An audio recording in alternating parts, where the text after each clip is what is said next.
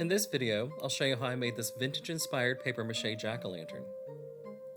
I started with these styrofoam pumpkins from Dollar Tree. I coated each with a layer of paper-mache clay. You can purchase it at your local craft store or make your own. I'll link a video in the description for the recipe that I used.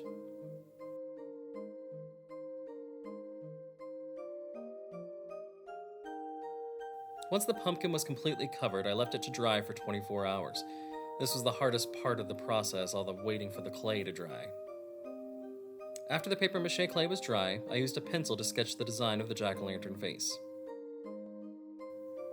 I then outlined each of the facial features with small snakes of clay, smoothing one edge to blend it into the surface. This gives the features a cut-out, hollow look.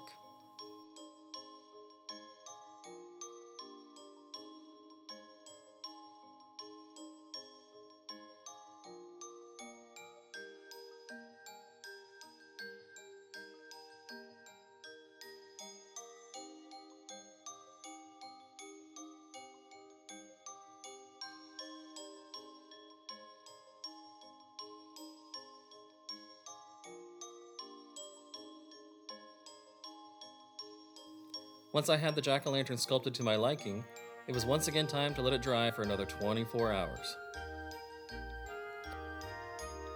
I covered the entire piece in a base coat of light yellowish brown color, then dry brushed layers of orange and yellow to give it more depth.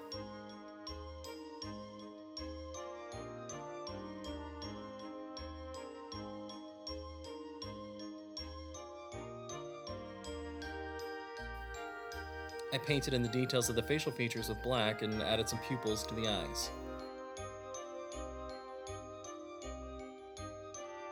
And voila, a vintage-inspired paper-mache jack-o'-lantern.